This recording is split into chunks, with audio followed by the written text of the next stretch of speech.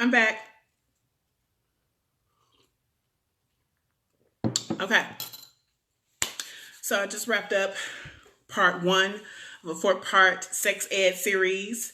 I am Ebony Joy of CocoLove Talking Sex. I am coming to you through Facebook Live with, like I said, part two, which is trichom. Look, y'all. I'm not gonna pretend to get this word out right. I've said it like 5 times, and I'm still failing at it. But we're gonna say trick. Google it, and you can get the name yourself. Okay, I'm not gonna even pretend. Trick. Okay, Trichomoniasis. I think that's it. Okay, but seriously though, so like I said, we're at part two. Okay, so go over to my YouTube channel and you can watch all of my videos over there. I got finished doing part one was herpes. You can see that on my Facebook page, or again, I'm going to upload that video tonight on my YouTube channel, CocoLove Talking Sex. Okay, I created CocoLove Talking Sex on YouTube as an opportunity to create a platform to let people talk about sex, Black people, everything about sex from vanilla to BDSM, okay? Just topics about love, relationships, life issues that come up within relationships. So by all means, you guys can go over there. This is episode 13, okay? And we are talking about, like I said, we're talking about trick. So I'm going to tell you what I did last time. I took 4 STIs and I decided to talk about those. Okay, so a few weeks ago, I had a post on my Facebook page, and someone got their feelings about it, posted, and then left a negative comment, and then blocked and unfriended me. It's like, how are you coming on my post with me talking about being proud of my STI status and everybody else that's on there? There's nothing wrong with that. And if you have an STI, there's no shame in that either, because just real quick, herpes, 1 out of every 6 people aged 14 to 49 is infected with herpes. Okay? If you want to know what I came up with, just check that video out. Okay? So, we're on to trick now. This is part 2. I'm going to do part 3 and part 4 tomorrow. Okay? That'll be Sunday. Okay. So again, the name, look, that's the best that I could do. Okay. And then the nickname for it is Trick, which is how I will refer to it from this point on. And I broke it up into like, what is it? What are the symptoms? If the symptoms show up differently in men and women, I give those notes as well. So I'm just going to be reading off my notes and kind of breaking it down for you guys, what it is. And then I'll put, if there are any preventive measures, I offer that if there are any.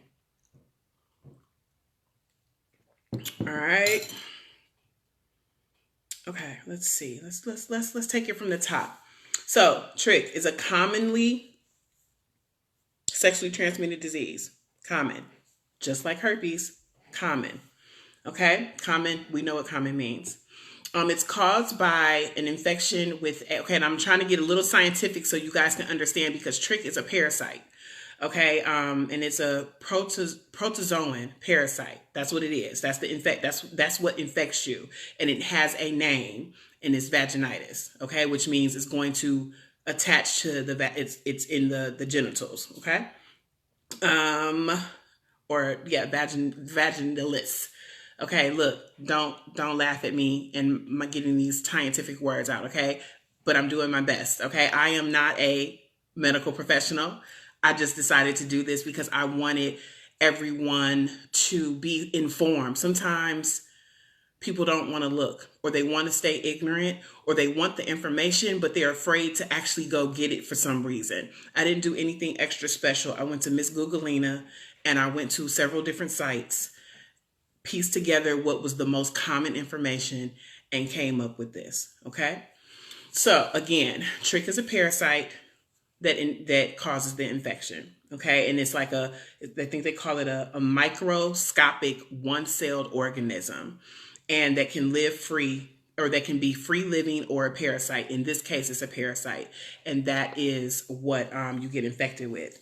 Now, in women, the symptoms, so if you need to know, in women, the symptoms are white, gray, yellow, or green, usually frothy vaginal discharge with a smell. As before, in herpes, there is a vaginal discharge as well. But in this particular case, it comes with, it gives you a specific color to be mindful of. So ladies, vaginal discharge is normal, but if it has a smell or any type of color, white, gray, yellow, or green, something is wrong and you need to go get checked out, okay? Then there can be vaginal spotting or bleeding, burning and or itching. You can have a frequent urgent feel to go pee, and then pain during urination or sex. Now, for men, now this is what's most interesting.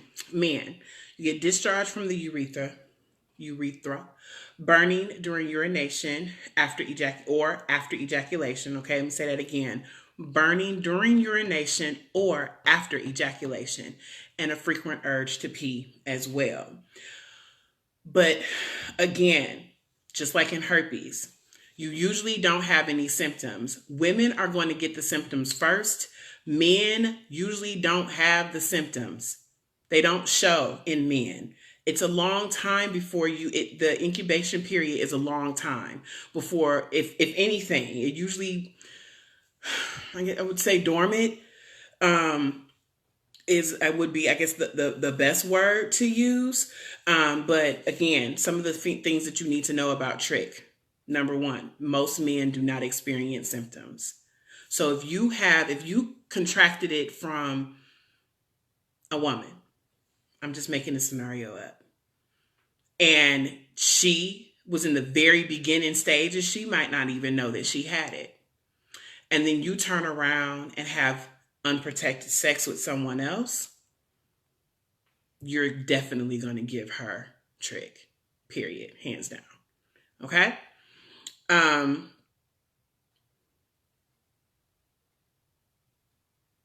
Trich can infect areas that a condom doesn't. Okay? So use a condom. That's helpful. If anything, that's the only preventive measure. Going untreated puts you at higher risk for contracting other STIs. Okay, so ladies, that's important. If you don't get treated, and then when you do finally go get treated, you could have already contracted other STIs. That's pretty much that's what that is saying. And trich can mimic a yeast infection, which is why some women honestly don't know that they have it, because they think it's a yeast infection. And yeast infection can be treated over the counter. You don't have to go to a doctor to get a yeast infection treated. And if you're like me, into homeopathic remedies, I mean, you just drink a ton of water, get you some cranberry juice, and because yeast infections are not uncommon. I mean, it's normal among women. It's not normal to have one all the time, but it's normal among women. And some people with symptoms get them within 5 to 28 days. Okay, so just to give you if you're going to show up with symptoms, that would be your incubation period right there, 5 to 28 days before it starts to show up. And again, as far as preventive measures are concerned, you want to use a condom. You contract trich by having unprotected sex. Pretty much. That's pretty much what that is. So that's part 2. We're going to go ahead and wrap it up. I hope that this information is helping someone, because from the time that the situation happened and I decided that I was going to do these videos till now, it's been several weeks, maybe 5 or 6 weeks. And I just had to compile the information. I had to get it together.